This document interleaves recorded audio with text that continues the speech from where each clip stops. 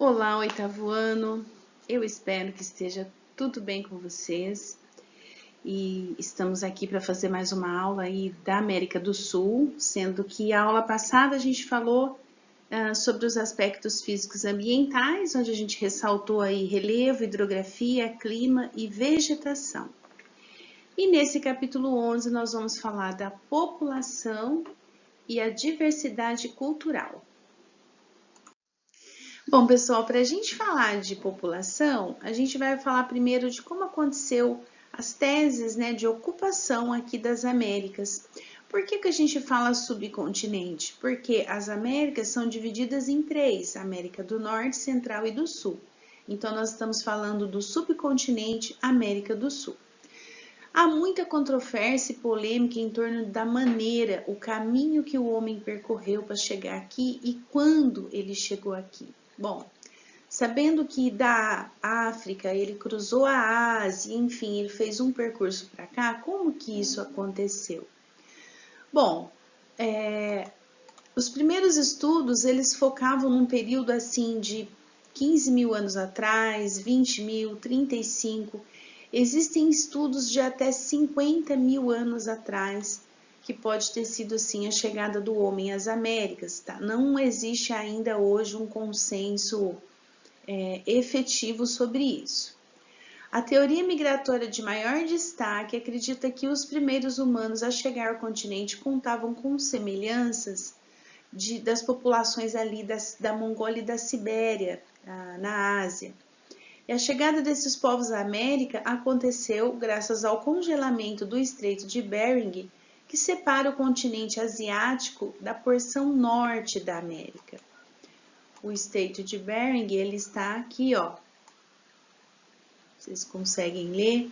Então, aqui é onde termina o continente asiático e aqui é onde começa o continente americano. Olha, aqui está o Alasca, América do Norte, Estados Unidos está aqui, Canadá, né?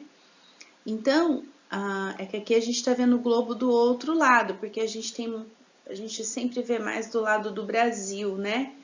Aqui esse meio do Oceano Atlântico. Então, se a gente vê por esse outro lado, a gente consegue entender. Então, teve um congelamento ali no Estreito de Bering, né? Há cerca de 12 mil anos atrás. E esse congelamento e a baixa do nível das águas do Oceano Glacial Ártico permitiu então aí uma passagem e aconteceu então a migração do homem pré-histórico asiático aqui para a América. Bom, mas também tem o esqueleto de Luzia, que é um fóssil de 12 mil anos, encontrado num sítio arqueológico de Lagoa Santa, aqui em Minas Gerais, defendendo que os índios americanos são descendentes de grupos humanos vindos da Ásia há cerca de 15 mil anos. Bom, as teses também existem de que cruzaram o Oceano Pacífico. Elas não são muito aceitas.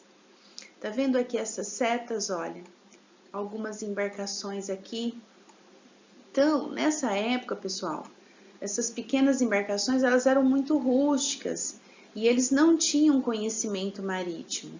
Então, é pouco provável que eles conseguissem fazer essa rota, sabendo que o Oceano Pacífico é o maior de todos, seria um percurso bem longo, né?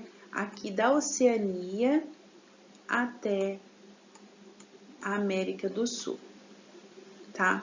Então, a tese mais provável, vou trocar a cor aqui, a tese mais provável é que o homem saiu da África, né? Ele percorreu aqui. Espera aí que eu vou trocar a cor. Essa aqui não está legal. Vou colocar o preto mesmo. Olha. Então, a tese mais provável é que ele saiu aqui da África, né? Ele veio para cá, cruzou, tá vendo aqui, ó, Sibéria, aqui Ásia, olha a seta, Alasca, América do Norte, cruzou a América Central e chegou na América do Sul, tá? Então, esse percurso de todas as teses é o mais aceito. Bom, pessoal, os povos pré-colombianos são povos que os europeus encontraram aqui, né, ao aportarem na América ali no século final, mais para o final do século XV. Os maias e astecas no México e incas no Peru. Então, essas três civilizações representam os povos pré-colombianos em referência a Cristóvão Colombo, né, um navegador italiano que já tinha circundado por aqui ali no ano de 1492. Então, a gente quer dizer que esses povos já estavam aqui antes de Colombo, por isso que a gente fala pré-colombianos. Bom, segundo estudos, né, eles tinham técnicas agrícolas muito sofisticadas para a época, atividades urbanas diversificadas, um poder político centralizado, ou seja, eram civilizações antigas, mas que já possuíam aí uma organização social. As mais importantes civilizações, então, dessa época são o Machu Picchu, no Peru, né? Que tem uma... Aqui, ó, esse é Machu Picchu, no Peru.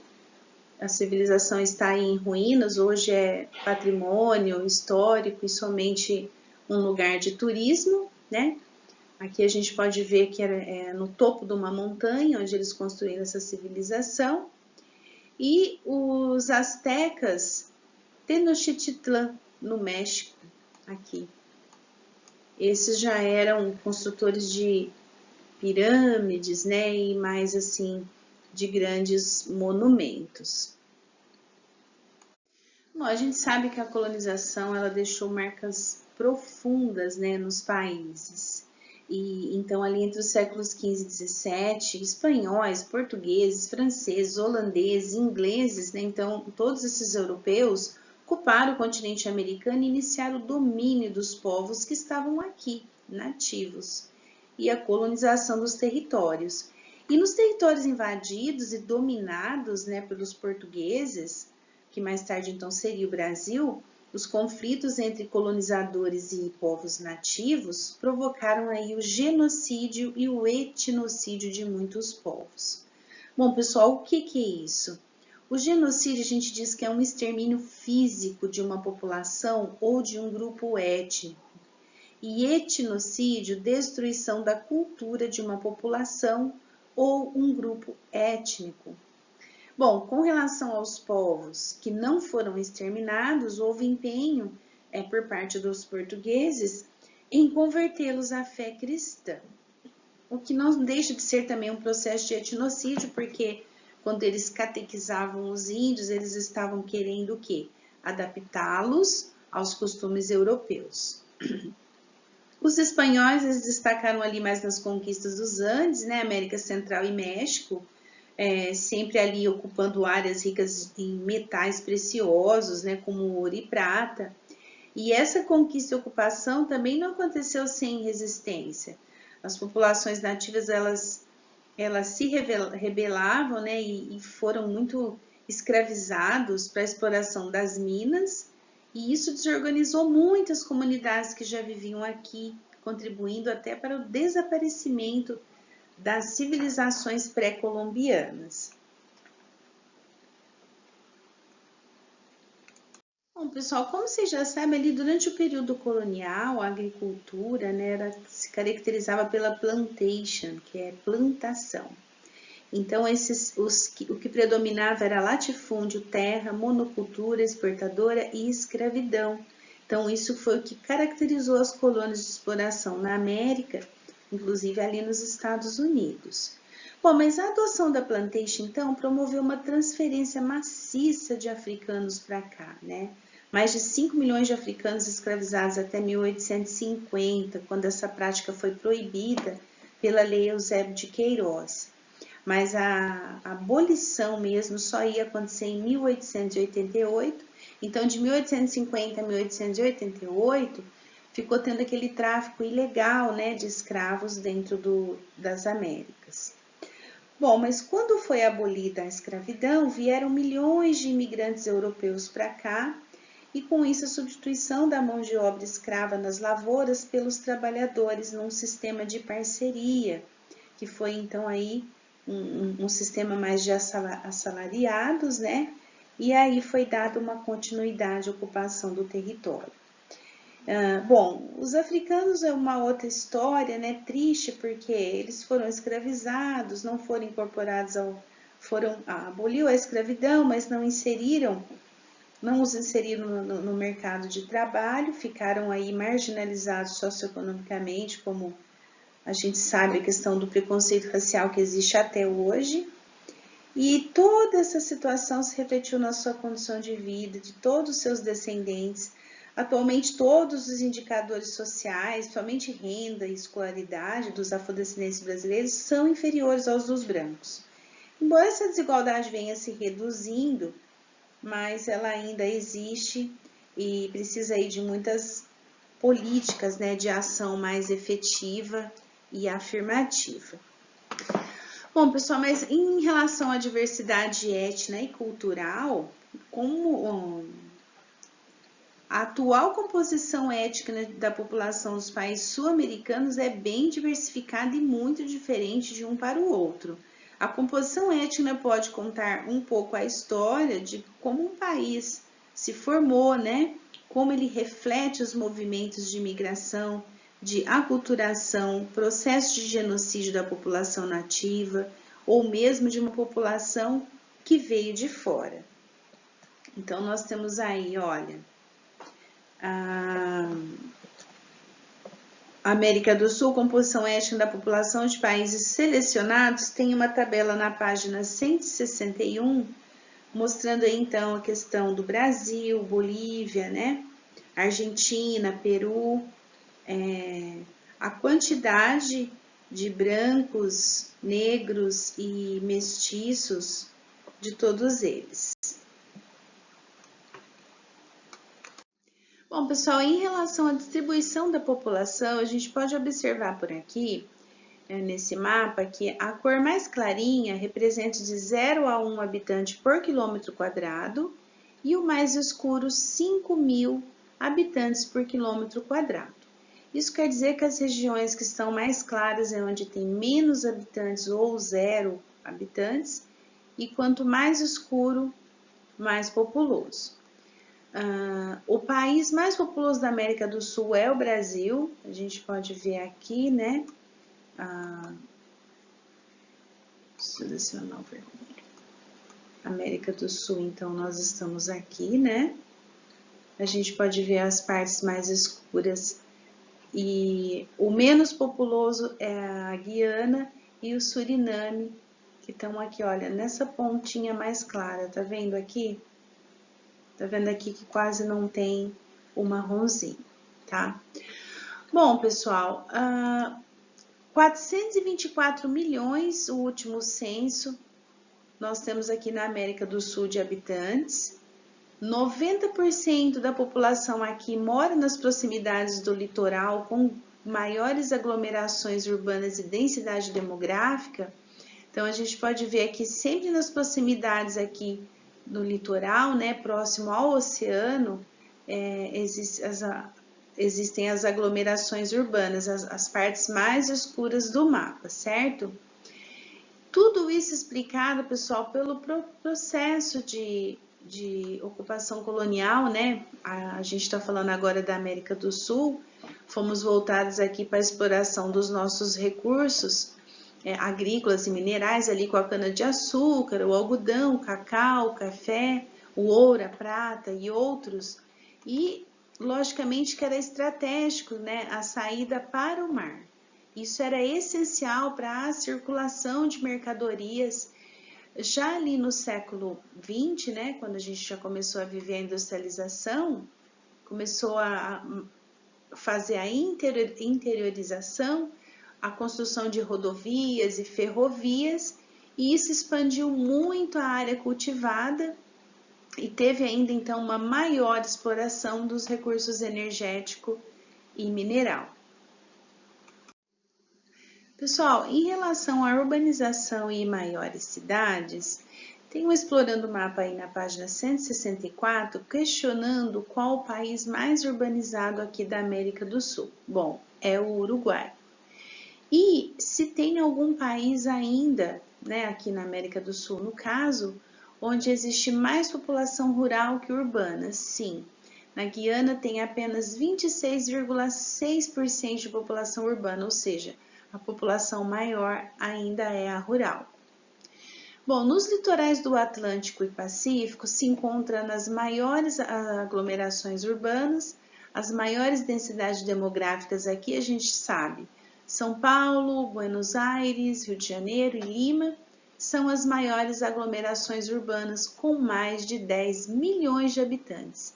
E sempre que uma cidade tem mais de 10 milhões de habitantes, ela é considerada uma mega cidade, tá? E o que tudo isso causa, pessoal? A grande preocupação de tudo isso são os problemas urbanos. A urbanização, eu até coloquei um esquemazinho legal aqui, olha. A urbanização, ela traz um crescimento, traz até um crescimento industrial, um desenvolvimento, porém um crescimento desordenado da população, que traz problemas de ordem social e ambiental, que traz o quê? Moradias precárias, falta de saneamento básico, ou seja, falta de coleta de lixo, redes de água. Tudo isso reflete no quê? Sem saneamento básico, energia elétrica e internet, isso causa uma deficiência em saúde, educação e lazer. Então, os problemas urbanos, principalmente moradias precárias, né? Então, moradias irregulares, em áreas de risco. Então, tudo isso é questão de urbanização. Às vezes, as cidades elas vão crescendo muito e as políticas públicas não criam leis ou regras, né? Ou incentivo habitacional, essas coisas. Então, reflete muito na precariedade depois de toda a questão de infraestrutura das famílias. E traz também problemas ambientais que são seríssimos, né, pessoal? Igual a poluição do ar que nós temos na cidade de São Paulo, que é considerada uma mega cidade, né? A poluição do ar e das águas, trazendo sérios riscos à saúde. Pessoal, em relação aos indicadores sociais, nas páginas 168 e 169, tem uma tabela da América do Sul IDH 2015, sabendo que IDH é Índice de Desenvolvimento Humano. Então, o que essa tabela quer dizer? A maioria dos países se encontra na faixa de IDH elevado, inclusive o Brasil. Na outra tabela, América do Sul, Indicadores Sociais, o que ela quer dizer? Que o Uruguai é o país que apresenta a melhor distribuição de renda e o menor índice de pobreza. O Brasil é o país que apresenta a pior distribuição de renda, mas não é o com maior índice de pobreza, que está assim na Venezuela. E a outra tabela é a América Latina, gasto social do setor público, né? Os investimentos públicos. Então, o que ela diz? Que há mais investimentos em proteção social e educação e menos na proteção do meio ambiente. Estou deixando então aí os exercícios para vocês da página 167, trocando ideias, né? Que é uma pesquisa com base no que você estudou. Aqui está falando para fazer em grupo, mas vocês vão fazer no individual, né? Como que é a vida nas cidades, nas grandes cidades? Todos têm boas condições de vida? Aí tem 5 perguntinhas que vocês vão ler aqui.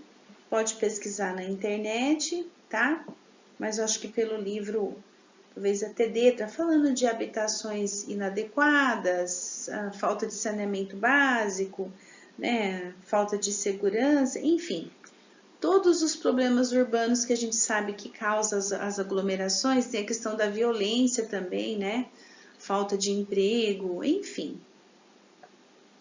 E na página 170, 171 também tem o Consolidando Conhecimentos, que são sempre esses exercícios que vocês já fazem, tá?